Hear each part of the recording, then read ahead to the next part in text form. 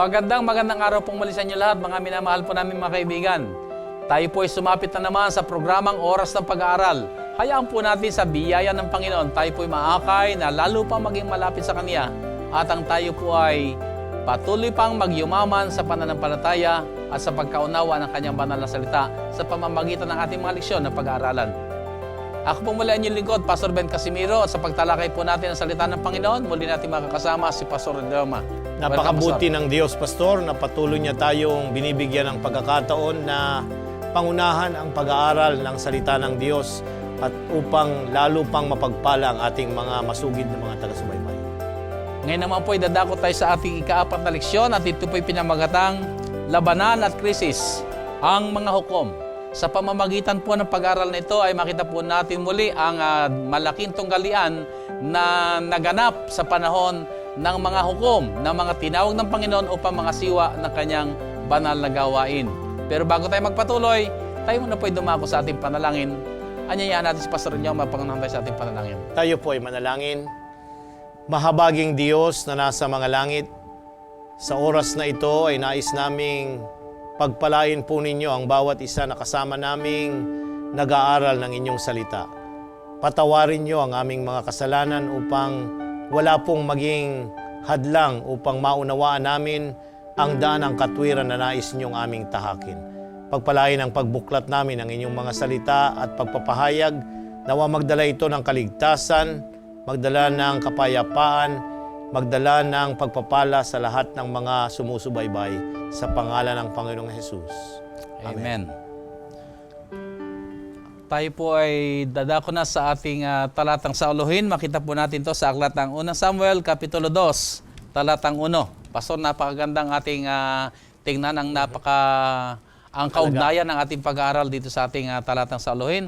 Aklat ng 1 Samuel, Kapitulo 2, sa talatang 1. Ganitong wika, at si Ana ay nanalangin at nagsabi, nagagalak ang aking puso sa Panginoon. Ang aking sungay ay pinalaki ng Panginoon. Binigyan ako ng bibig sa aking mga kaaway, sapagat ako'y nagagalak sa iyong pagdiligtas. Pastor, napakaganda nitong talatang ito. Ito'y bahagi ng panalangin ni Ana na naging ina ng isa sa mga hukom, ang pinakahuling hukom sa bansang Israel, at yun ay si Samuel. Now, maganda yung medyo mahirap unawain sa Tagalog, pero doon sa salita ay binigyan ako ng bibig sa aking mga kaaway. Anong binigyan ng bibig? Pero doon sa English ay napakaganda. Naglagay ng ngiti na pwede kang mag-smile, pwede kang magsaya, bagamat may mga nakikipag-away, may tumutuligsa sa iyo, pinahihintulutan ng Diyos ang mga iba't ibang mga bagay, ay nakakangiti ka. Napakaganda ito sa harapan ng Panginoon. Napakaganda, Pastor, yung paliwanag, no? Sa halip na binigyan lang ng bibig, pero ang ano doon ay yung binigyan siya ng ngiti. Oo nga, ngiti. Sa kadahilanan ng pagkakaroon niya ng isang baby, na regalo ng Panginoon. Pastor, meron pa tayo sa sigurong magandang maipaunawa. Binanggit ditong ang aking sungay ay pinalaki ng Panginoon.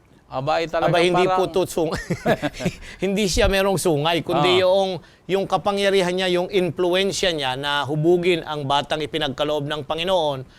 Yung sungay kasi doon sa sanktuaryo na kanyang pinupuntahan doon, ito yung naroon sa altar. Yung apat na sulok. Apat na sulok ng altar na binubuhusan nila ng dugo yun dahil ito yung kapangyarihan ng kasalanan sa kanilang mga buhay. Pero ito ay nasasubdue ng kapangyarihan ng dugo na nagpapatawad sa ating mga kasalanan. Yung kasing high priest ay papasok doon at yung dugo, yung kamay niya ay kanyang idadaw-daw doon sa dugo at papahiran niya yung sungay. Puwisikan niya. So magandang ating mga kasi baka sabihin bakit may sungay siya? Malaki pala sungay ito. Si Hana. Si Hana. Anyway, pagpatuloy po natin. Ano ang gawaing ginampanan ng mga hukom sa kasaysayan ng Israel? Pastor, dito makita natin, wala na sa panahon ni Moses at saka ni Gideon. Yan. Bumangon na rito ngayon yung pangangasiwa sa pamamagitan ng mga hukom So, na hinirang ng Panginoon. namatay na si Moses, namatay na si Josue, Oho. at yung mga susunod, ito na yung mga naging hukom. Mula dun sa period na kamatayan ni Josue hanggang sa period bago sila lumalang ng Hari. ito yung period Ng mga hukom. hukom. Ito yung mga itinalagang mga lalaki ng Diyos. Diyos May babae pa rin. may babae ring itinalagat. Yun ay pag-aaral natin, isa lang mamaya. Hindi natin lahat babaybayin. Magandang malinaw na ang ating leksyon, hindi po tinalakay lahat ng mga hukom.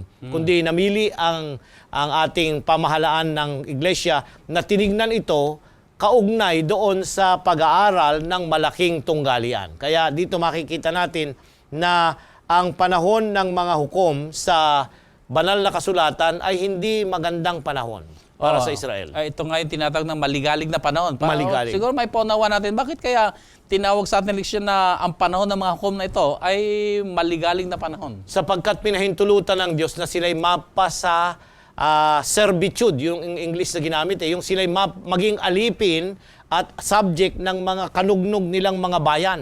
Kagaya ng Midianita, Moabita, Pilisteo, at kung ano-ano pa. Ibig sabihin, sinasalakay sila Sinasalakay at sila sila. pinapahirapan at nagiging... Hindi nila kayang ipagtanggol ang kanilang sarili. Kinakamkam ang kanilang mga pagkain, mga ani, at nagtatago na lang sila. So sa ganung mga panahon, bumabangon ngayon ang mga hukom. Yan. At palaging ganoon ang sistema nagaganap. Palaging pagka mapayapa na uli, magkakaroon uli ng gulo, ay di tatawag uli ang Panginoon ng magiging hukom. So ito yung panahong maligalig. Okay. At ito'y mahahabang taon, hindi po 1 taon, 2 taon. Kung mapapansin natin ay 20, 40 taon, kung ano-ano pa na under sila. Now, pansinin natin, isa pang karakteristik, Pastor, nitong tinatawag nating panahon ng mga hukom ay yung statement, yung parirala na ating mababasa sa aklat na hukom na inulit-ulit na ginagamit. At ang mga tao ay ginawa yung inaakala nilang tama sa kanilang paningin. Bawat isa. Bawat isa. So, ibig sabihin, wala nang pamantayan.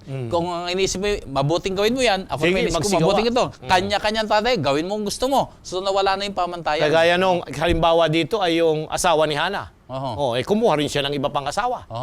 Sa kanya yon, tama yon. Kaya nagkaroon ng mga kahirapan at mga si Noemi, yung kanyang mga anak, ay nag-asawa nang hindi nila pananampalataya. At taga Moabita, kaya napunta sila sa Moab. Ito yung makikita natin mamaya. So, ibig sabihin, talagang panahon ng mga hukom ay talagang maligalig na kapanahonan. At tingnan natin, Pastor, ano yung mga paulit-ulit itong mga nagaganap sa buhay ng mga Israelita sa panahon ng mga hukom na ito? Dito ay sila ay lulupigin, pagnanakawan, sila ay i-oppress, sila ay pahihirapan. Pagkatapos noon, ang Diyos ay tatawag ng mga lalaki at babae na sila ipagtatanggol. At talagang gera ito. Hindi ito spiritual lang, kundi sila labanan ay talaga. Labanan na talagang may mga namamatay, may mga nasusunog na mga tahanan, may mga bukid na kinakamkam, at kinakailangang mabawi ito para ang bayan ng Diyos magpatuloy na maging isang bansa. Hindi pa sila bansa dito, Pastor. Ating papansinin. Kaya tumatawag ng mga lalaki na siyang mga siwa upang pangunahan ang Israel sa kanilang magiging mga pakikipaglaban o pagtatanggol sa kanilang mga sarili. Tama yun, Pastor. So ano pa ang ating makita rito at pansinin po natin sa aklat ng Hukom Kapitulo 4 ay ano ba ang mga leksyon na matutunan natin mula sa karanasan ni Deborah bilang isang propetisa at siya rin ay hukom sa kanyang kapanahonan. Ayan, narito ang isang babae, Pastor, at tinawag siyang propetisa o propeta ng Diyos. Ikalawa, isa siyang asawa. May asawa din siya. At ikatlo, siya ay isang hukom. Pansinin natin, Pastor, ito isang babae, no? Now, pansinin natin na nagsabay sila. Meron pang isang hukom, si Barak, yung namuno sa bayan ng Israel noon. Pero sila'y nakikipagdigma. At kinakailangan na merong magpayo at umalalay sa kanila sa panahong ganito. Medyo takot din si Barak kung sila ba'y makikipaglaban ba dito sa hari ng Kanaan, yung si Jabin. At mayroon pa siyang commander na ang pangalan ay si Sisera. At itong mga ito ay talagang napakalakas ng kanilang puwersa. Kung pag-aaralan natin sa kasaysayan ng Biblia, ito yung iron stage na sinasabi na ang mga taong ito nagsimula ng gumawa ng armas na hindi bronze, kundi mga metal, yung iron, yung bakal. At yung gamit ng mga Israelitas, hindi bakal. Kaya madaling maputol yung kanilang mga gamit na mga pangdigma at mga pang-araro ay madaling masira. Kaya takot sila sa mga taong ito at hindi nila kayang labanan ng harapan. Kaya nagkaroon ng remedyo at nakipag-transact si Deborah doon sa kanilang mga kaibigan ng mga Kenite. Kenite na makipagsanib puwersa ang bansang ito ay nakipagdigma sa kanila ay yung Pangulo ang kanilang tinarget. Yung Pangulo talaga eh. Talagang pinatay nila yung leader na si Sisera dito sa digmaang ito. So paano natin makita dito ngayon, Pastor, yung tinatawag nating malaking tunggalian? Ayan, pansinin natin, Pastor, sa Kapitulo 4, ang talata ay 7, sa mga hukom. Hukom, Kapitulo 4, kagaya ng iyong binanggit kanina, ang talata ay 7. Ganito, Mika. At aking isusulong sa iyo sa ilog Sison, si Sisara, na puno sa hukbo ni Habin, pati ng kanyang mga karo at ng kanyang karamihan, at aking ibibigay siya sa iyong kamay. Narito, ang Panginoon ay nangusap kay Deborah at ipinarating kay Barak, Pastor. Kasi propeta siya eh. Kaya ang Diyos nangusap sa kanya. Siya naman yung nagdala at nagplano ng strategy kung paano matalo itong mga ito. Dadalahin ang pakikipagdigma nila, dumaan sila doon sa mga ilog eh. Ay, yung ilog na binabanggit dito, dahil yung kanilang mga chariot, ay hindi na makakatakbo pag doon dumaan. Kaya sila ay nagkaroon ng kahirapan dito. Kapitulo 5, Pastor. Tingnan ninyo ang ginawa. Kapitulo 5, bahagi ito ng awit na ni Deborah pagkatapos na sila ay magtagumpay. 4, 5 at 21. Pansinin natin dahil ang tanong mo ay yung tungkol sa malaking tunggalian. Okay. 4. Kapitulo 5, talatang 4, talatang 5 at 21. Panginoon, nang ikaw ay lumabas sa Seir, nang ikaw ay yumaon mula sa bukid ng Edom, ang lupay na yanig, ang langit naman ay pumatak. Oo, ang mga alapaap ay nagpatak ng tubig. Ang mga bundok ay humuho sa harap ng Panginoon, pati yaong Sinai, sa harap ng Panginoon, ng Diyos ng Israel. 21. Tinangay sila ng ilog Sison, ng matandang ilog na yaon, ng ilog Sison. O kaluluwa ko, lumakad kang may lakas. Narito, Pastor, ang unang bahagi ng kanyang awit na napapansin natin ni Deborah, umawit siya pagkatapos ng digmaan. Napansin niya, ang unang bahagi ng kanyang pag-awit, ipinakilala niya kung sino ang Panginoon. Siya yung Panginoon na nagpapaulan. Pumapatak, sabi rito, mula sa alapaap. Ano pa? Nayayanig ang lupa. At kung ano pa. Siya rin yung nagdala ng pagkatalo sa ilog ng Sison, yung army ni Sisera, ay dahil ang Panginoon ang nagpahintulot. So dito makikita natin, may pakialam ang Diyos kahit sa mga digmaan. Alam niya kung sino yung nasa panig ng tama. Ito kasing mga ito, nilulupig sila at sinasakop ang kanilang mga lupain at pagkatapos ay iniiwan silang mga walang makain, hirap na hirap, ayaw ng Panginoon yun. Nau-oppress ang kanyang bayan. Kaya pag tayo ay nasa panig ng nang-u-oppress o nagpapahirap sa iba, Pastor, hindi yan panig ng Diyos. At siguradong tayo ang makakalaban ng Diyos.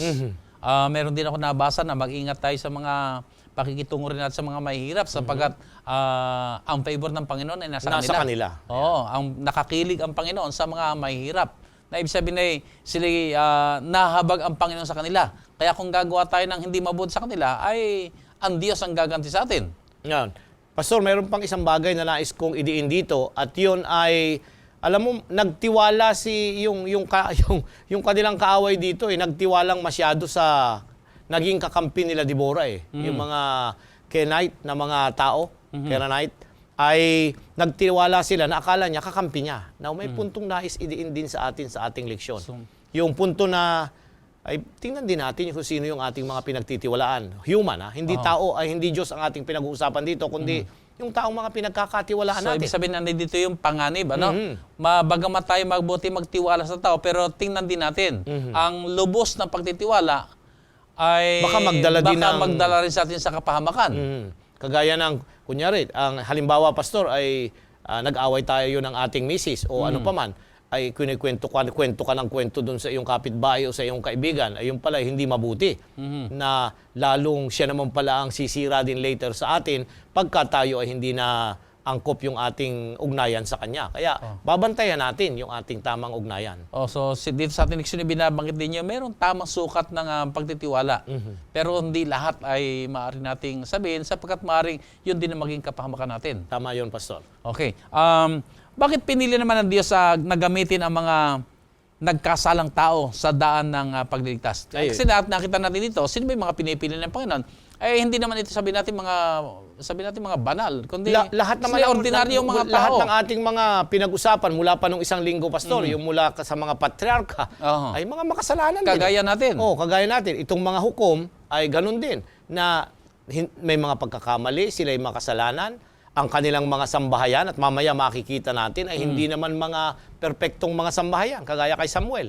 Kay Eli. So, ibig sabihin kahit sino sa atin ay maaaring piliin ng Panginoon. Pwedeng tawagin ng Panginoon. At kung minsan ay nangangatwiran tayo, naku, ako'y may kasalanan pa, hindi ako po pwedeng magpagamit sa Diyos. Kaya yung ating mga anak, kung minsan ay nagkakaroon tayo ng ganong feeling May mga kasama tayong mga manggagawa na ganon din kung minsan na yung ating anak ay napapariwara, kaya ayoko na rin maglingkod. Kasi hindi ka mabuting halimbawa. Hindi ako magiging mabuting so naging halimbawa. dahilan, hindi ka na rin magamit ng Panginoon dahil umuurong na rin tayo. Pero pansinin natin dito, si Samuel ay ginamit ng Panginoon. Si Eli, ginamit ng Panginoon. Yung sambahayan ni Noemi, ginamit ng Panginoon. Bagamat sila nakikampi sa mga kaaway nilang mga Moabita, ay ginamit pa rin sila ng Panginoon para ipahayag yung kanyang pagliligtas at yung kapangyarihan niya sa malaking tunggali ang nagaganap. So, ibig sabihin nito ay kung tayo nakahanda magpagamit sa Diyos, ay sino man tayo ay handa ang Diyos na gamitin tayo kung ibibigay natin ang sarili natin sa Kanya. At kung tayo naman ay magpapagamit sa Diyos, ay tiyak naman ang ating pagtatagumpay. At hindi dahilan na tayo mayroong kasalanan o makasalanan. In fact, lahat naman tayo makasalanan.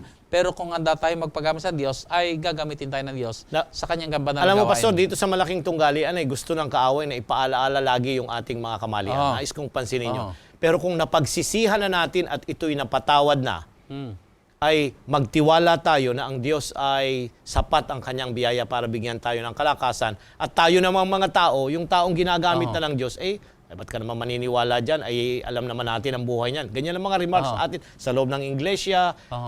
Bantayan din natin yung ating mga sarili. Pero tayo, yung tao nang binago na ng Panginoon, ay magtiwala tayo dahil ang Diyos mismo nagtitiwala sa taong ito. Dito kasi sa Pastor, sa malaking tunggalian nito, ay talaga ang gawain ni Satanas dito ay talagang i-discourage tayo.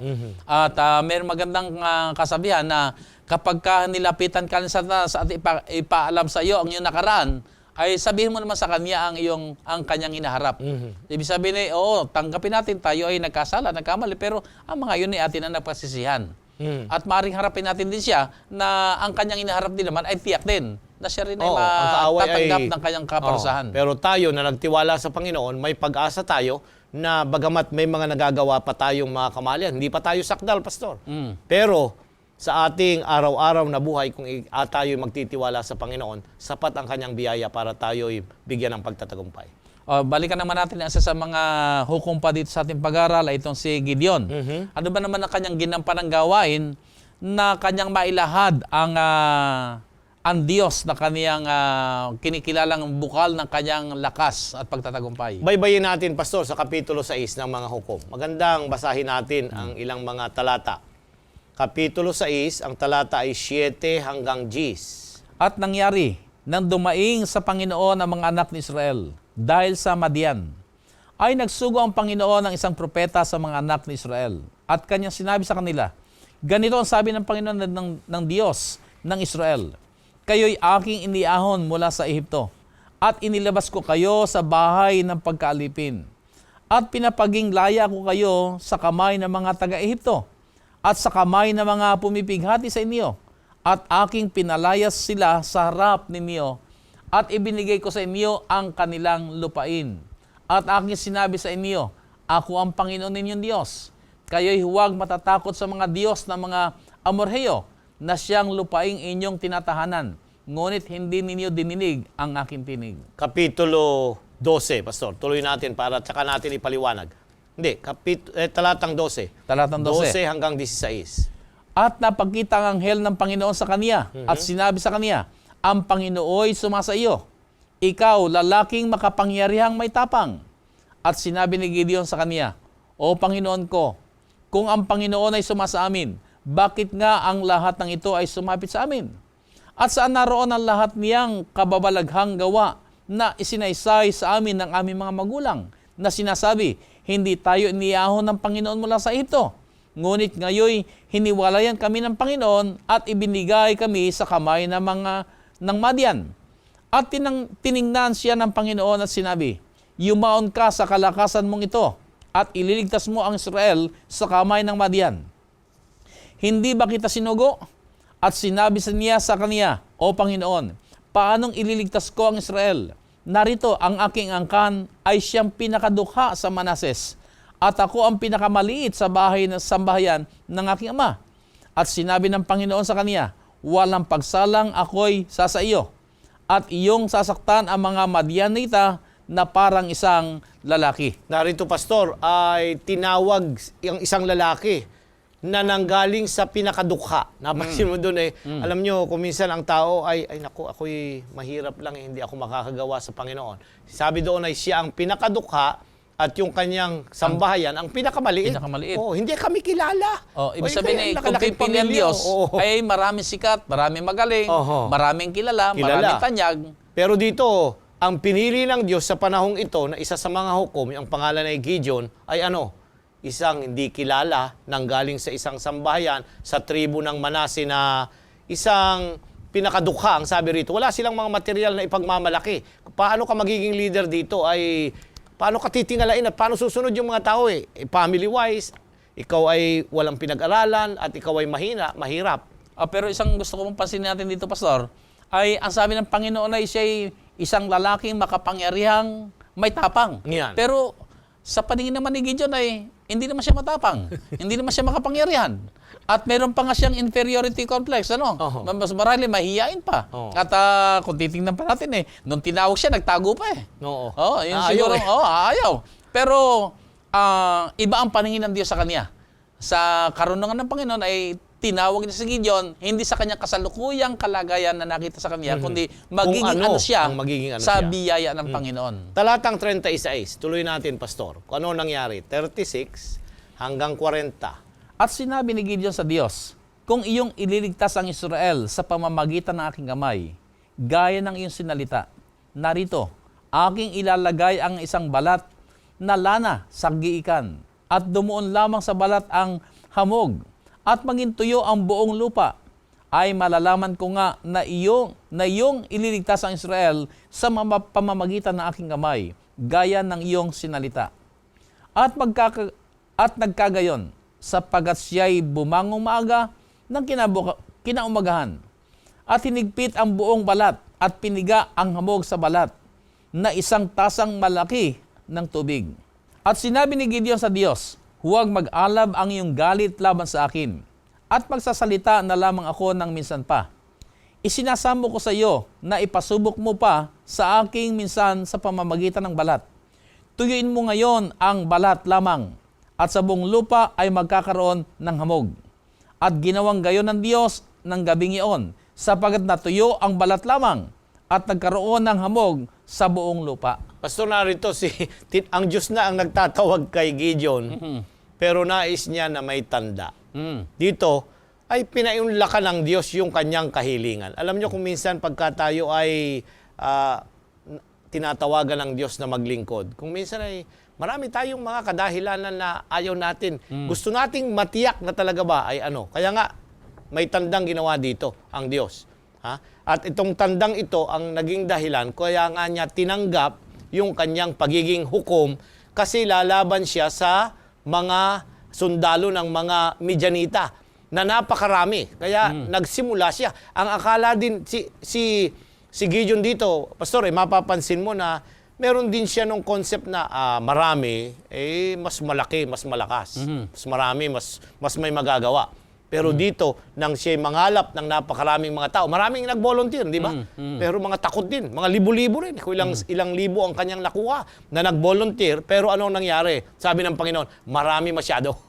Ang Panginoon na nagsabi sa kanya, marami masyado, bawasan mo. Ilang beses niyang binawasan hanggang ito ay naging 300 na lamang. 300 na lamang. Ang naging batayan niya ay yung kanilang paglalakad at nang sila'y nauhaw, tumawid sa ilog. yung nagpapatuloy na lumalakad na umiinom, yun ang kanyang napili. Pero yung tumigil at talagang uminom doon, ay hindi mo pwedeng isama. Pauwiin mo na yan. Napakahirap nito, Pastor. Pastor, dito makita natin yung dakilang tunggalian, no? Yung malaking tunggalian na ipinapakita lamang ng Panginoon, ang laban ay sa Kanya. At ang kailangan lang ng Diyos ay ibigay natin ang pagtitiwala natin sa Kanya sapagkat Siya ang makikipaglaban sa atin. Tama yun. At hindi tayo titingin sa ating mga sarili, hindi tayo asa sa sarili nating lakas o mga kontak o kakayahan, kundi ang gusto ng Panginoon sa labanang ito ay ibigay natin yung pagtitiwala natin sa Diyos. Tama yun. Talagang kasi lagi dinidiin the battle is the Lord's. Ang pakikipagdigma, ang ating pakikipagpunyagi ay sa Panginoon. Hindi ito sa ating pansariling Remember, dito sa malaking tunggalian, hindi tayo yung kalaban. Tayo lamang yung binabalingan. Tayo yung binabalingan kasi hindi niya makaya yung ating elder brother, ang ating Panginoong Hesus. Hindi niya kayang gapin. At tayo naman ay inanyayahan ng Panginoon na sumama sa Kanya, sumanib. kaya tayo yung pinag-iinitan naman ng kaway. Pero wala din tayo dapat ikatakot sapagkat sabi nga, ang labang ito ay sa Panginoon. Yan. Ang misyong ito ay sa Diyos. Tayo inanyayahan lamang na makisangkot, pero ang gawain ay sa Panginoon. Isa pang bagay, bago natin iwanan si Gideon, Pastor, ay nung sila'y makipagdigma na, ang mga gamit na ginamit ay hindi yung pakikipagdigmang gamit. Nakakatuwa. Saka makikipagdigma na jar ang iyong daladala. Banga. Banga. Na at saka sulo. Babasagin para baga ang dating napakarami nila. Yung strategy ng pakikipagdigma ng Diyos, kakaiba doon sa strategy na nangyayari sa mga pakikipagdigma in battle. Sapagkat iba ang panukala ng Diyos. Hindi nakakamatay yung banga. Yung mga sulo ay hindi. Ano nangyari? Na-confuse yung kanilang mga kalaban sa ingay. Akala nila napakarami nila kasi nung basagin nga yun ay maingay, ay nagtakbuhan at sila mismo ang nagpatayan. Hindi sila ang pumatay doon sa kanilang mga kalaban, kundi sila mismo ang nagpatayan. Dito, Pastor, pinapakita lamang na tayo magtiwala kasi sa ating normal na pag-iisip kasi, maaaring tawanan natin na hindi sa ganyan matatapos ang gawain, ganito ang gawin natin. Ayan. Pero ang Panginoon ay nagsasabi ng kanya rin pamamaraan. So, ang atin ay piliin natin yung sundin natin ang pamamaraan ng Panginoon. Tama yun. Bagamat tayo may mga iniisip ko minsan na para bagang kakaiba, pero safe pa rin tayo na piliin natin ang pamamaraan ng ating Panginoon. Tama At yun, dito Pastor. nakita natin yung tunggalian ngayon ay nandoon yung napakalaga rito yung tayo gumawa ng tamang pagpili, ng tamang pagsunod, na ibigay natin ang sarili natin sa Panginoon na hindi na nangangatwiran. Hindi lamang yung sophisticated na pamamaraan natin dahil sa kaalaman ay pinag-aralan natin ay hindi may panukala ang Diyos at yung simpleng mga bagay ay kaya niyang gamitin sa pagtatagumpay ng bawat isa. Pastor, sa ating panahon din nagaganap din yun. No? Sinasabi natin na, ay gusto natin maisulong ang gawain ng Panginoon. Ganito ginagawa ng iba, kaya kailangan gawin din ganun natin. din natin. Para bagang gayahin natin kasi ginagawa ng iba. Yung mga kaanib ng iglesia kung minsan sasabi, bakit yung ibang religion may ganun? Tayo, bakit wala? Kagaya nito ngayon. Kagaya nitong may programa na rin sa television, pero kinakailangan naman. May panahon na dapat ito'y gamitin dahil mas marami ang maaabot ng pabalita. So napakaganda mga kaibigan na sa ating pamumuhay, huwag po natin kakalimutan, tayo po ay nabubuhay na sa likod nito ay yung dakilang tunggalian sa pagitan ng mabuti at masama at napakahalagang piliin natin palagi ang magtiwala sa Diyos na Siya ang makikipaglaban sa atin at Siya ang magbibigay sa atin ng pagtatagumpay. So dumako naman tayo sa isa pang hukom na tinawag ng Panginoon. Ito ay tinatawag natin si Samson. Ayan. Tingnan natin na, Pastor, dito ay sino ba si Samson? Sangayon sa ating pag-aral, kung titingnan natin, ay meron din siyang kahinaan. Ang kanyang kahinaan ni babae.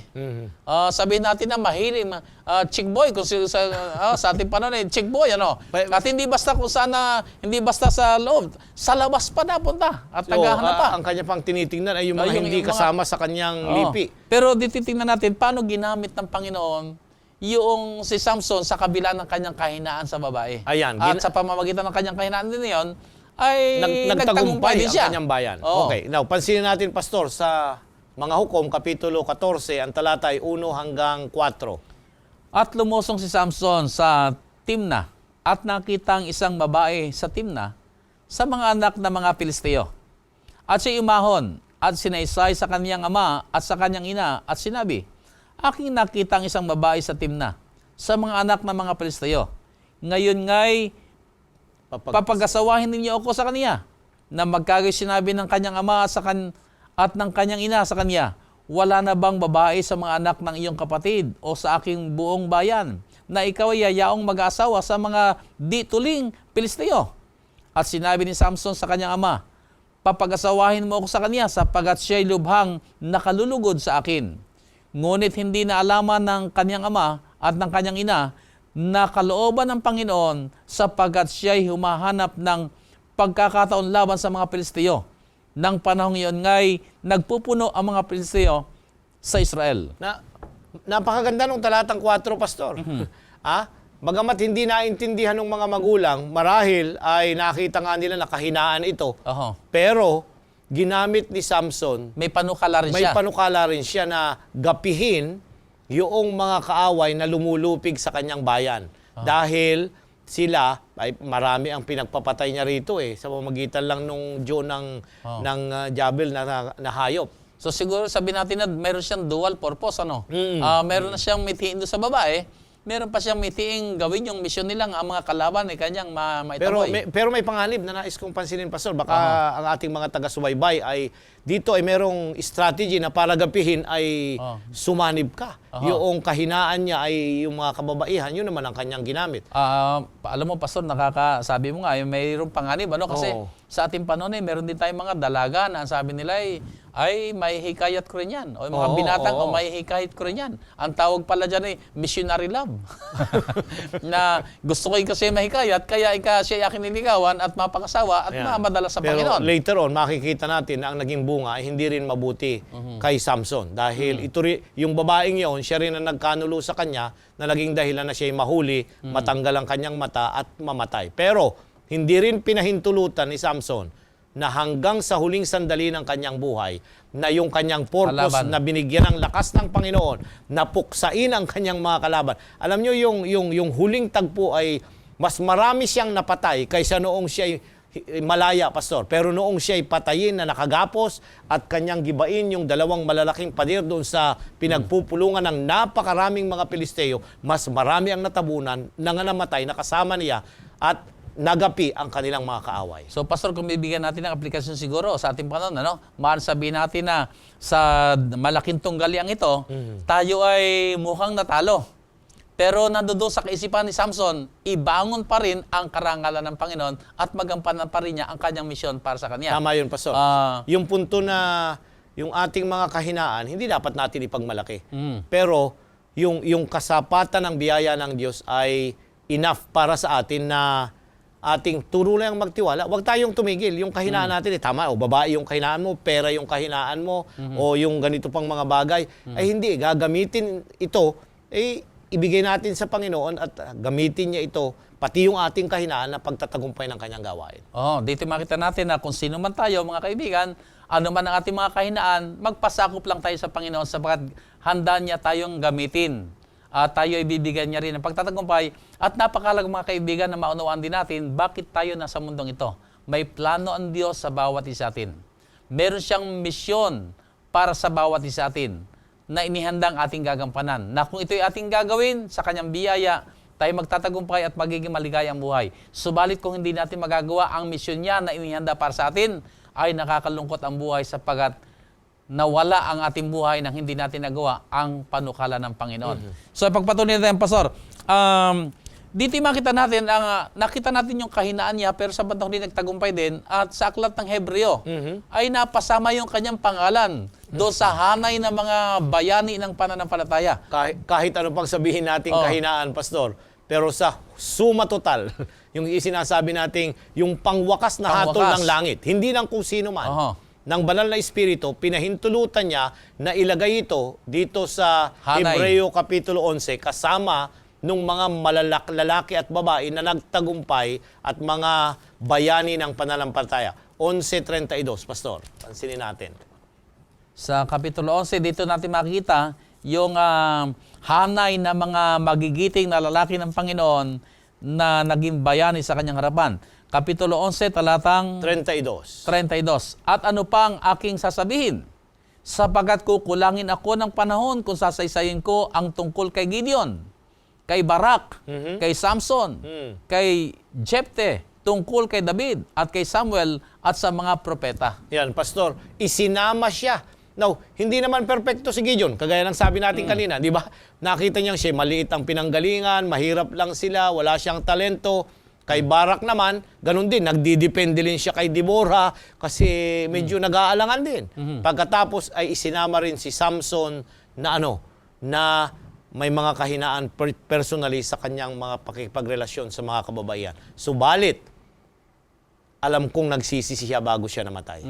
Doon sa huling tagpo na siya ay ginawang katatawanan at showcase doon sa piyesta at piging ng mga Pilisteo, ay nanalangin siya. Nanalangin eh. Ang ibig sabihin, nakilala pa rin niya ang Panginoon. At pagkatapos noon, humingi siya ng kapangyarihan. Panginoon, gagampanan ko ang aking tungkulin. Panghuling pagkakataon, bigyan mo ako ng lakas. Kasi tinanggal na yung kanyang nawala na yung nawala na yung kanyang lakas. Supposed to be na nasa kanyang buhok. Pero sa kanyang pag-stay doon bilang ilang bilanggo, nakalimutan ng mga Pilisteo na ito ay humaba na pala. Kaya nga, nagbalik.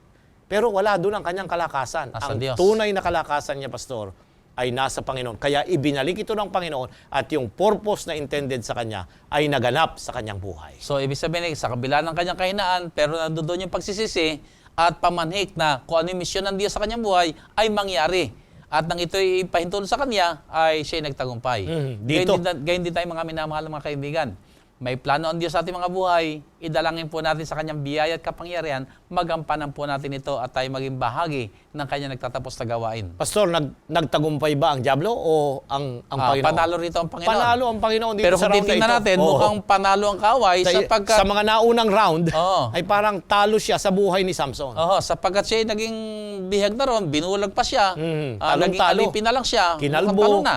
Oo. Namatay ang kanyang mga magulang, lahat. Pero sa huling pagkakataon, mahalaga pa nga minamahal na mga kapatid, yung huling pong yugto ng ating buhay na nakaugnay sa Panginoon, na pagsisihan ng ating mga kasalanan sapagkat yun ang pinakamahalaga. At nakita ko rin mga minamahal na mga kaibigan ay napakaganda ng paksang ito na tingnan natin ang bawat isa, hindi sa kanilang kahinaan, Tama. kundi ano ang magagawa ng Panginoon sa kanilang buhay. Tama yon. Hindi natin alam, maaaring isang tao ay may malaking kahinaan, subalit kung siya magpapasako sa ating Panginoon, siya gagamitin ng Panginoon na maging malaking bahagi siya sa nagtatapos na gawain ng Panginoon. At dito, Pastor, isa rin makikita ko bang katangian ng Diyos, Kahit nakalimot ka pa, kahit tinalikuran mo pa siya, Hindi kanya iwan. hindi ka niya iwanan. Hindi kanya iwan. At kung ikaw'y lalapit sa Kanya, diringgin ang iyong panalangin.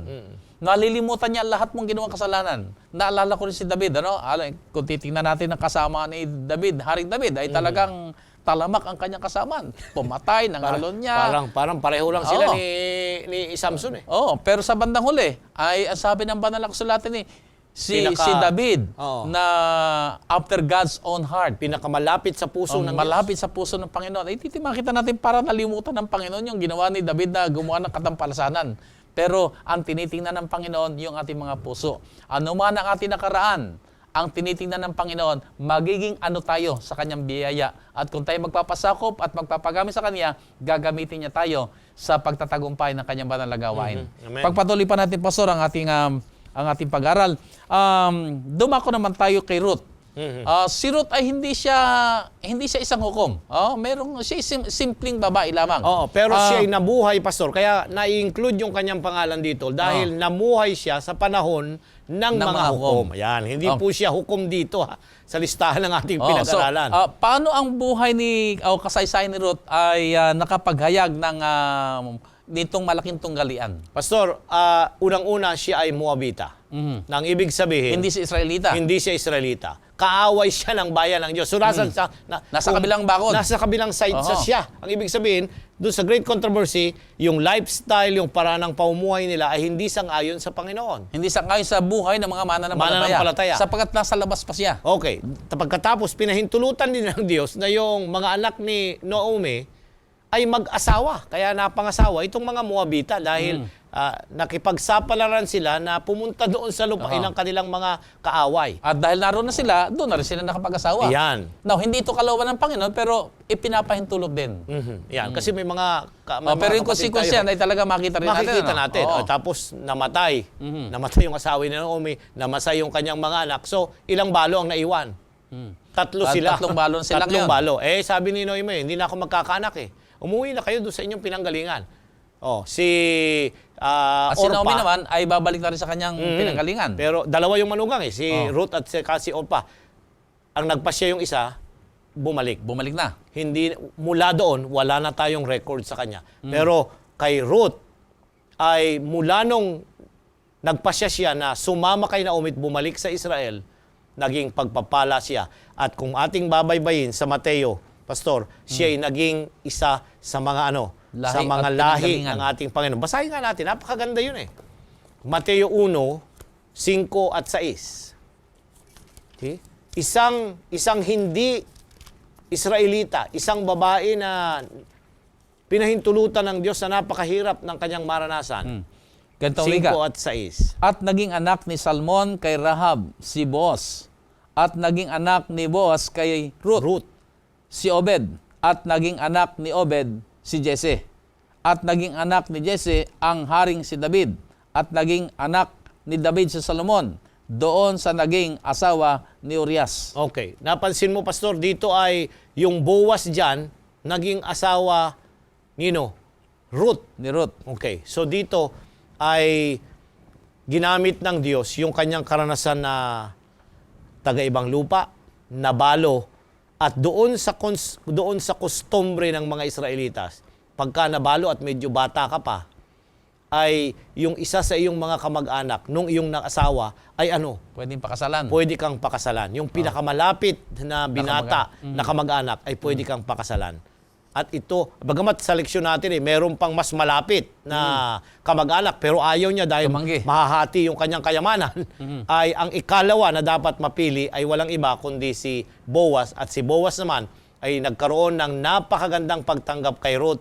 At kung babaybayin natin ang kasaysayan, ang kanilang mga salit-saling lahi nagdala sa linya ng tagapagligtas. Ito ang nakita. Sa panahon ng mga hukom ay ipinakita ng Diyos na ang isang tao na taga-ibang lupa ay pwedeng tanggapin at makipanig sa panig ng Diyos dito sa malaking tunggalian. So dito natin makita yung kahalagahan ng ginawa ni Ruth na pagpapasya.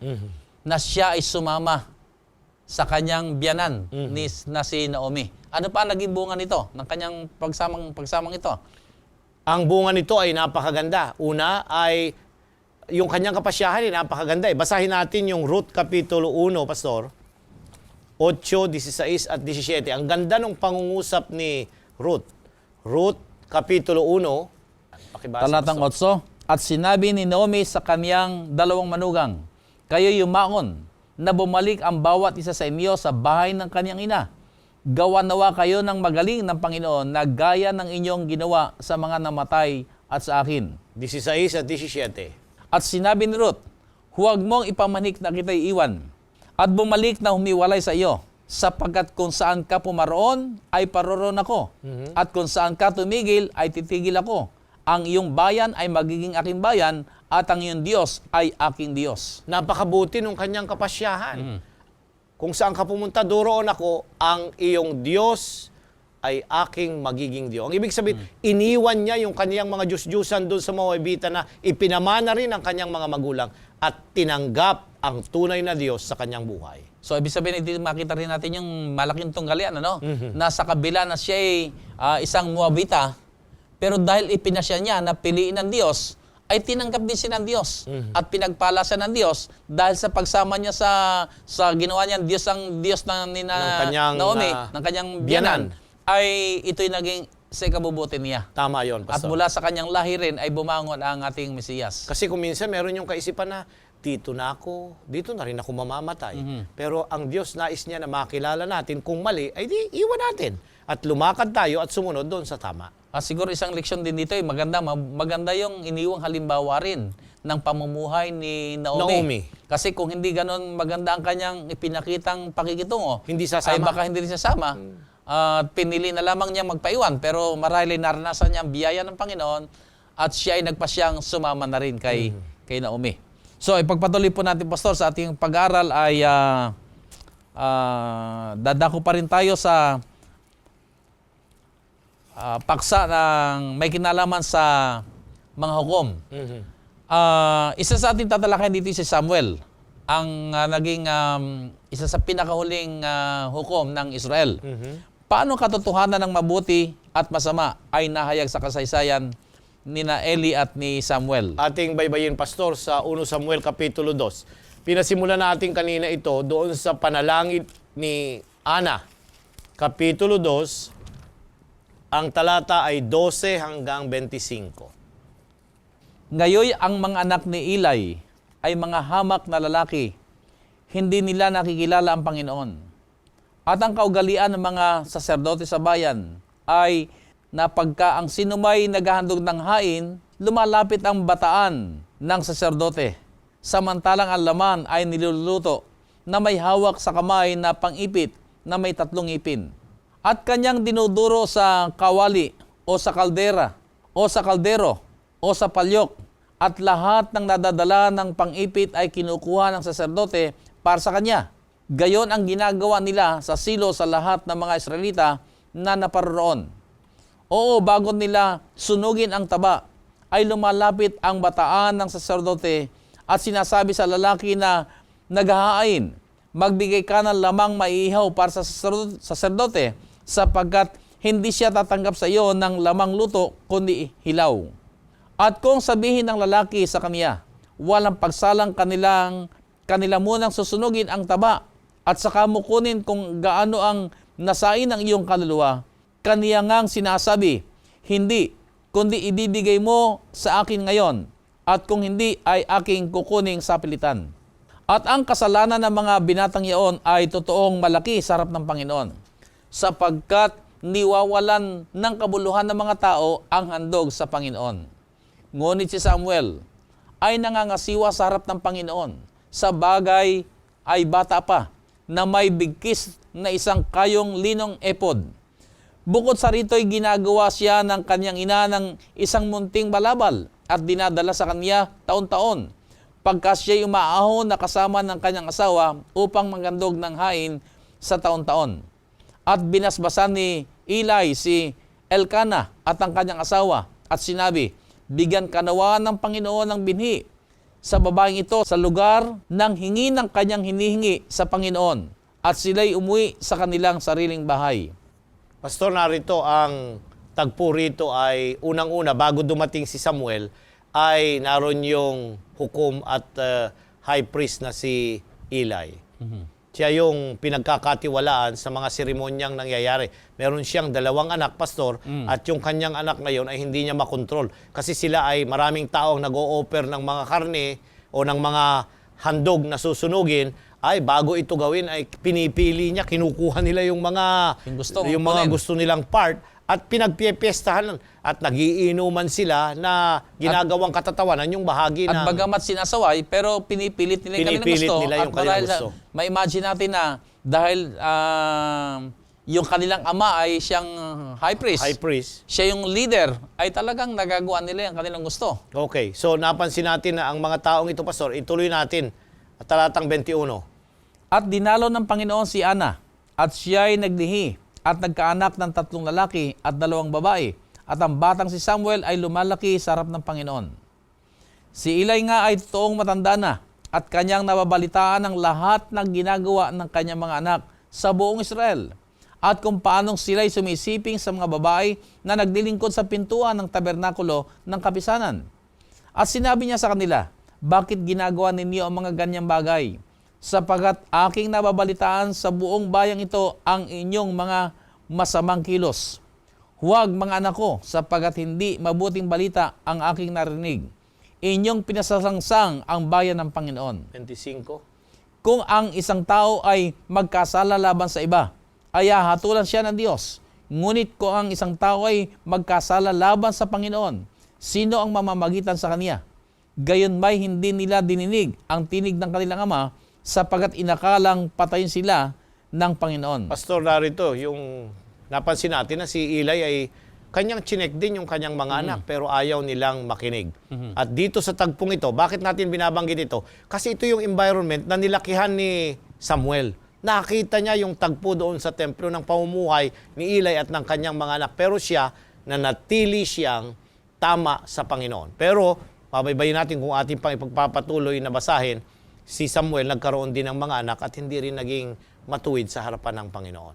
Pero, Ah. Na hindi yun naging dahilan na hindi siya maglingkod sa Panginoon. So, Pastor, kung titingnan natin yung muli, yung background ng malaking tunggalian, ay talagang masasabi natin na may kanya-kanya tayong pagpapasya na gagawin. Bagamat sasabi natin, masasabi ko na may pagkukulang din ang amang si Eli na bagamat sinabi rito na kanya sinaway, pero yung, wala naman siyang ginawa. yung pagkapapalaki sa kanila ay hinayaan lamang niya. At kung kailang malaki na at saka lamang sinaway, ay huli na ang lahat. So ito marahil ay isang napakahalagang leksyon sa ating mga magulang na hindi ang kapritsyo ng mga anak ay palaging sinusunod.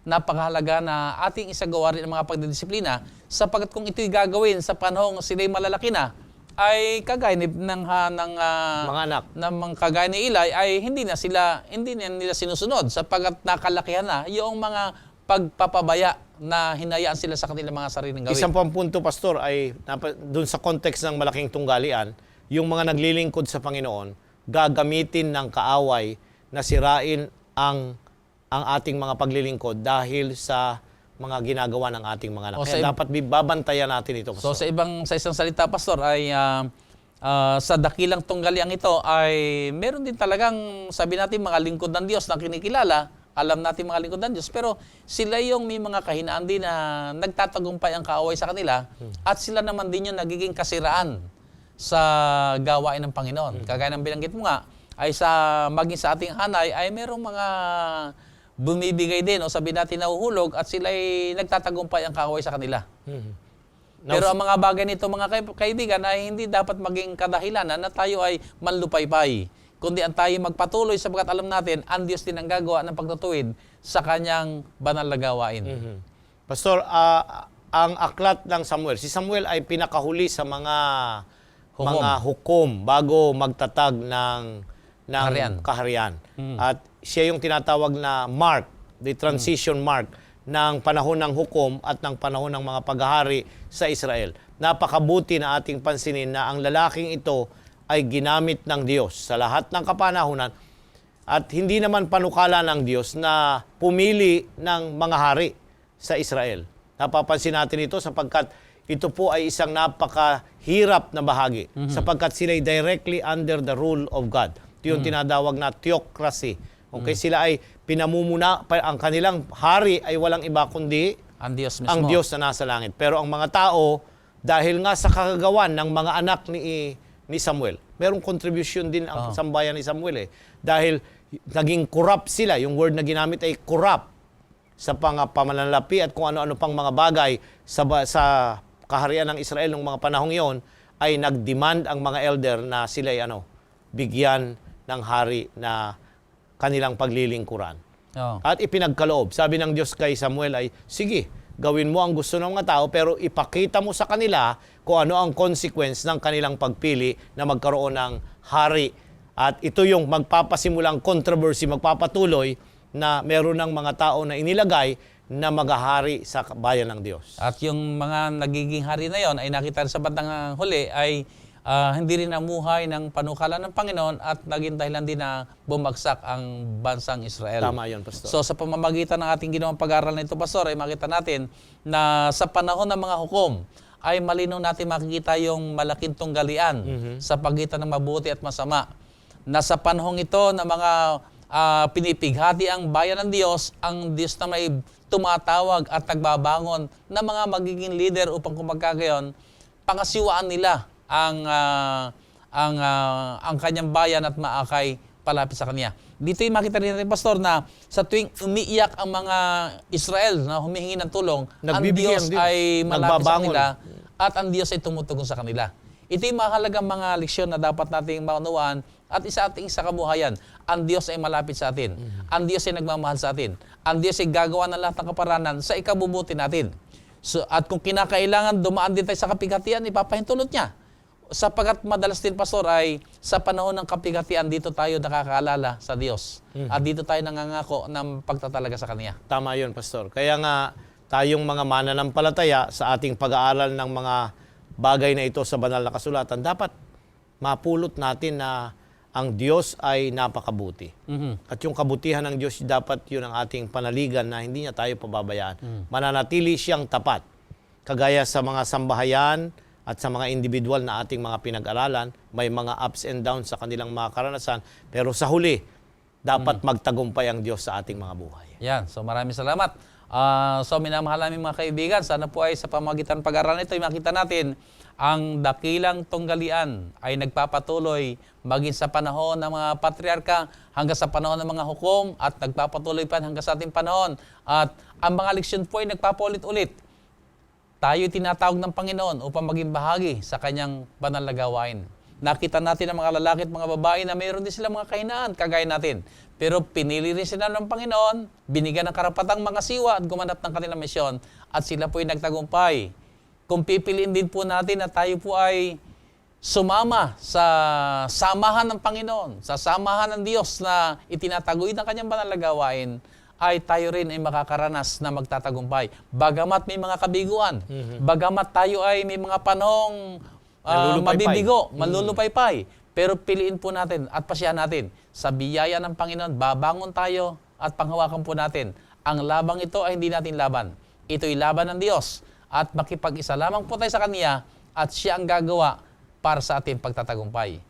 Pastor, ang iyong huling mga panalita bago tayo magtapos. Ang malaking tunggalian ay nagbibigay sa atin ng pagkakataon upang ipakita ang kabutihan ng Diyos at paghahari niya sa ating mga buhay. Bagamat may mga kahinaan, may mga panlulupaypay, ay bumalik tayo sa ating pakipagrelasyon sa Panginoon sapagkat ito yung pinahalaga.